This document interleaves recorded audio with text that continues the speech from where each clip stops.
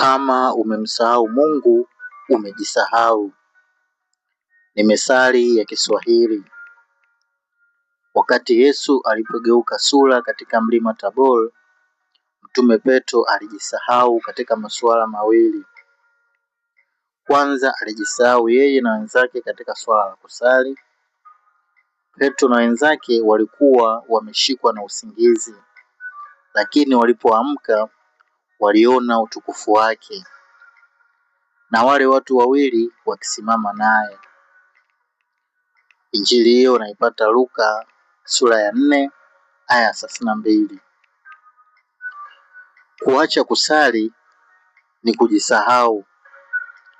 Pili, alijisahau katika swala la kujenga vibanda. Petro alimwambia Yesu, "Mwalimu, ni vizuri kwetu kukaa hapa. Tutajenga vibanda vitatu. Kimoja chako, kimoja cha Musa na kimoja cha Eliya."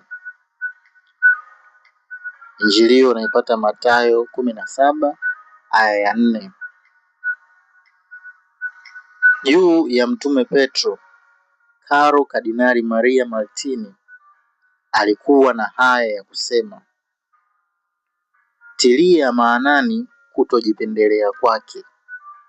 Vibanda ni kwa ajili ya Yesu, Musa na Eliya, wakati mitume wanaweza kukaa nje ambako ni wazi."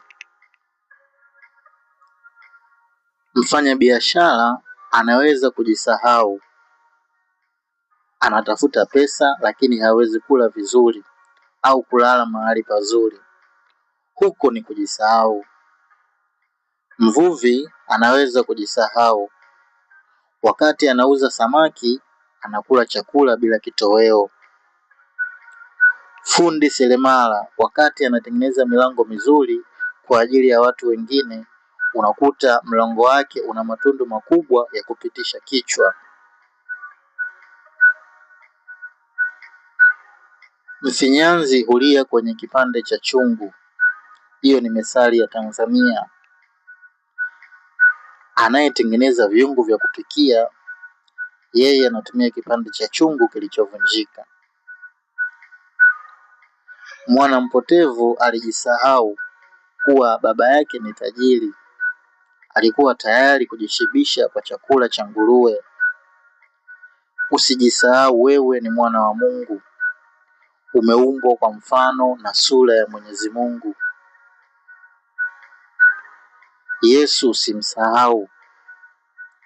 Mto ambao usahau chanzo chake utakauka. Ni methali ya Yoruba. Yesu ni chanzo chako, usimsahau. Kuna aliyesema, tukikutana na ukanisahau, haujapoteza chochote. Ukikutana na Yesu Kristo na ukamsahau, umepoteza kila kitu.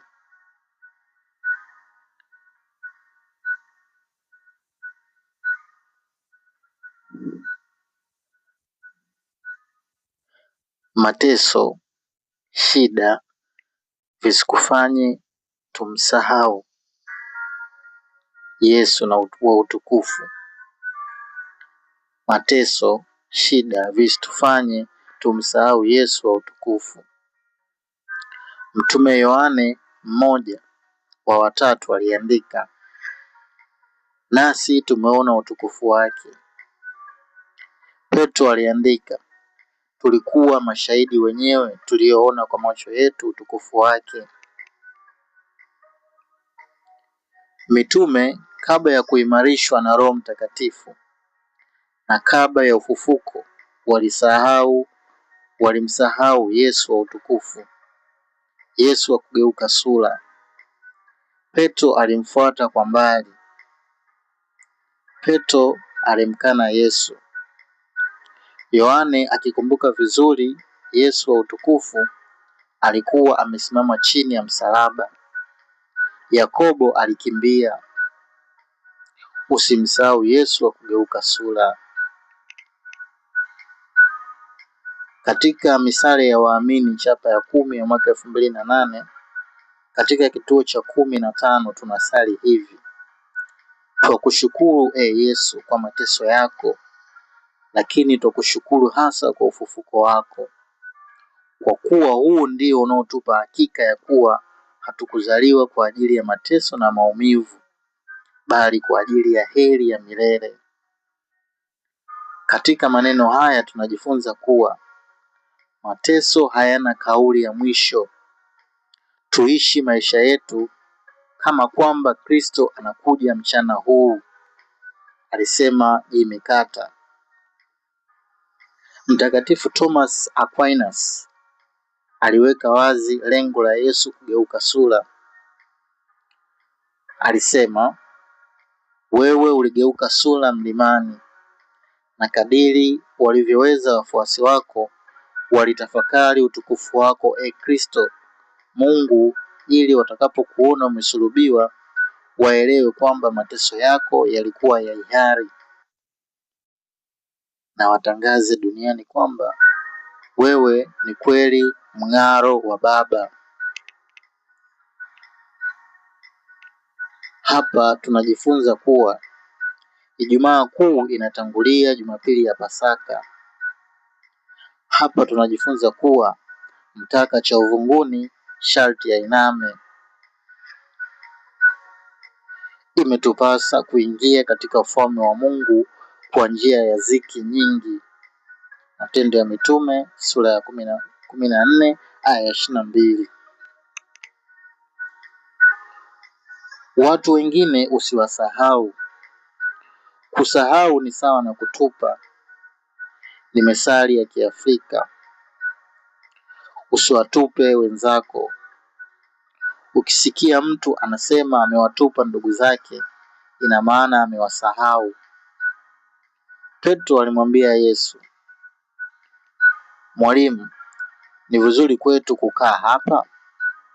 Tutajenga vibanda 3, kimoja chako, kimoja cha Musa na kimoja cha Eliya. Mtume Petro alisahau kuna watu wanawangoja chini ya mlima. Alisahau kuwa kuna mitume wenzake. Yesu Kristo alitaka kuwaonyesha kidogo utukufu ambao ni matokeo ya kubeba msalaba. Ijumaa Kuu kwanza, Jumapili ya Pasaka baadaye.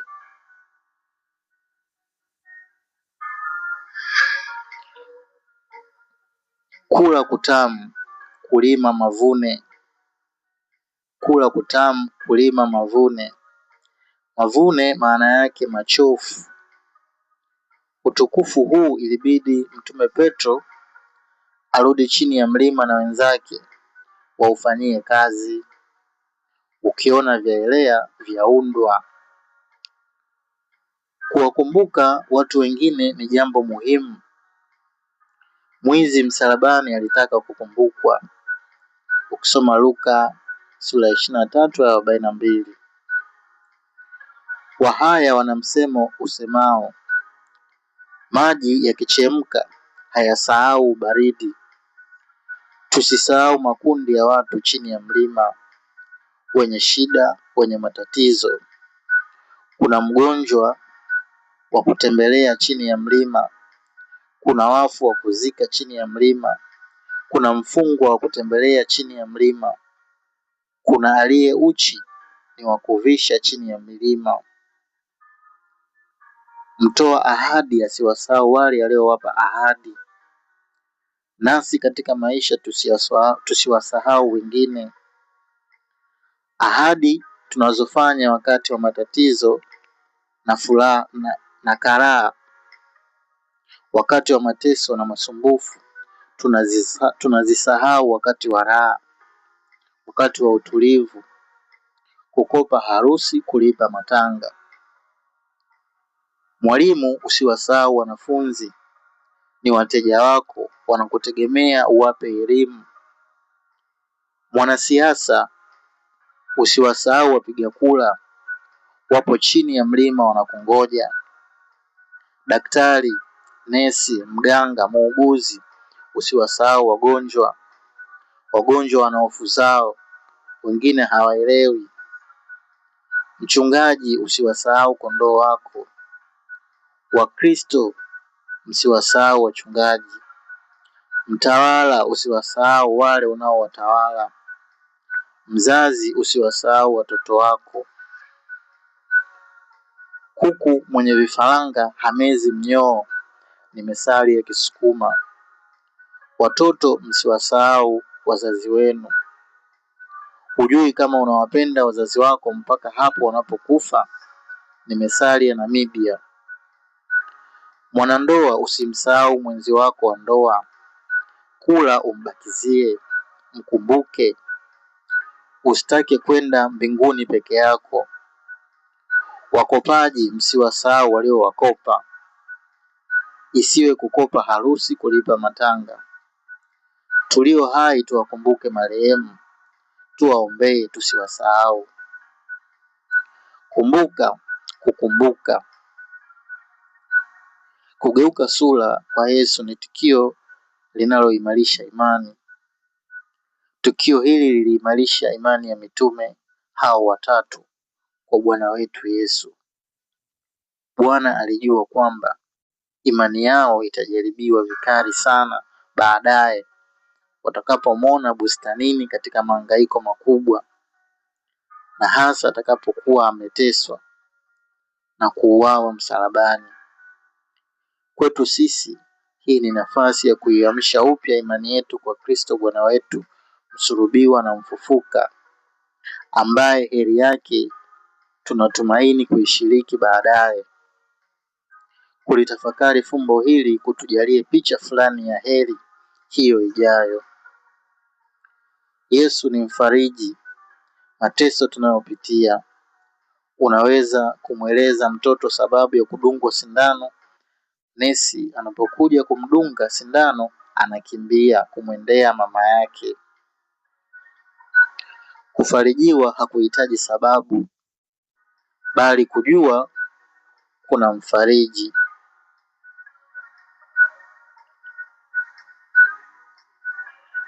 Kuwa na utamaduni wa kupiga picha. Piga picha ya utukufu wa Kristo. Unapoomba kitu, piga picha yake akilini. Usimsahau Mungu katika kila kitu, hata kabla na baada ya kula. Kuna kijana alimwambia mwenzake, mbona haukusali kabla ya kula? Mwenzake akamjibu, hakuna haja, mama anapika chakula kizuri sana. Kusahau kusali ni kujisahau na kumsahau Mungu. Toa huduma nzuri ulipo. Mhudumu katika hoteli moja alimwambia mteja, wewe ni mara yako ya kwanza kuja hapa? Mteja aliuliza, unajuaje? Mhudumu alijibu, hapa mteja anayekula chakula harudi tena. Huenda sababu mteja hahudumiwi vizuri. Thank you for watching and listening. Please subscribe and share. Think well, speak well and do well.